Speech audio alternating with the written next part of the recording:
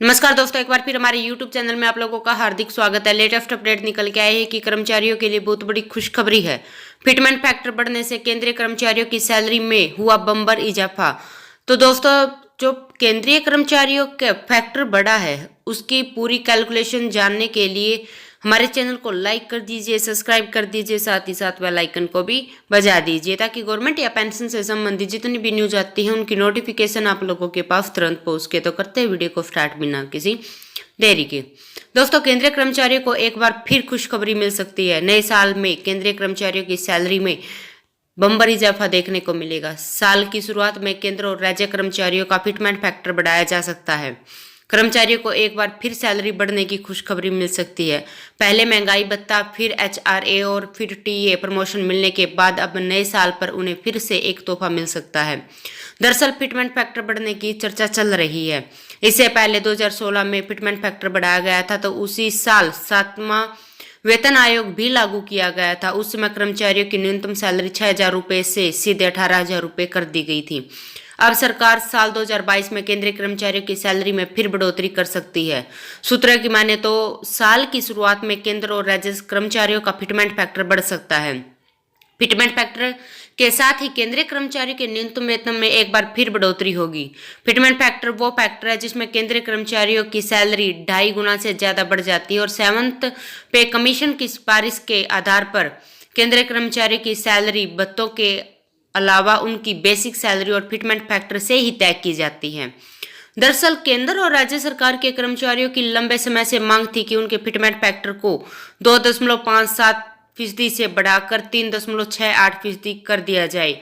उम्मीद है कि 1 फरवरी 2022 को पेश होने वाले बजट से पहले केंद्रीय कर्मचारी का फिटमेंट फैक्टर का फैसला हो जाएगा। इसके बाद कर्मचारी की न्यूनतम सैलरी में इजाफा देखने को मिलेगा। तो दोस्तों, हम आपको कैलकुलेशन समझाते हैं कि फिटमेंट फैक्टर बढ़ने के बाद कर्मचारियों की सैलरी कितनी हो जाएगी।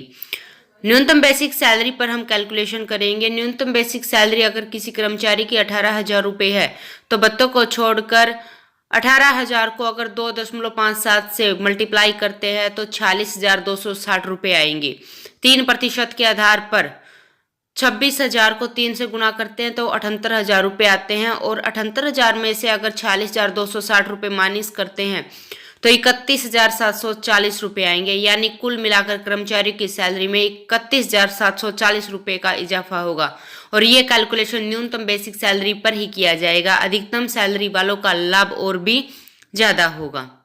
दोस्तों, केंद्रीय कर्मचारियों के फिटमेंट फैक्टर को केंद्रीय कैबिनेट से मंजूरी मिल सकती है। बजट से पहले कैबिनेट के अप्रूवल के बाद उसके बजट के एक्सपेंडिचर में शामिल किया जा सकता है, लेकिन अगर इसमें कैबिनेट की मंजूरी मिल जाती है तो बजट 2022 ड्राफ्ट में शामिल करने की कोई खास जरूरत नहीं होगी। फिटमेंट फैक्टर को अगर मंजूरी मिलती है तो कर्मचारी की सैलरी में बम्पर इजाफा होगा। दरअसल फिटमेंट फैक्टर बढ़ने से न्यूनतम वेतन भी बढ़ जाता है। फिलहाल कर्मचारियों को 2.57% फिटमेंट फैक्टर के आधार पर सैलरी मिल रही है। अब उसे बढ़ाकर 3.68% किए जाने पर चर्चा है।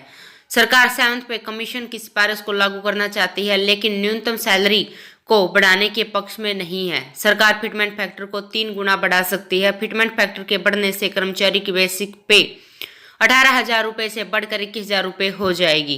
कैबिनेट सचिव से कर्मचारी यूनियन की मुलाकात में उन्हें आश्वासन भी दिया था कि सूत्रों की माने तो सरकार अब फिटमेंट फैक्टर की तरफ ज्यादा ध्यान दे रही है। तो दोस्तों, आज के लिए इतना ही। मिलते हैं नेक्स्ट वीडियो में, तब तक के लिए जय हिंद, जय भारत।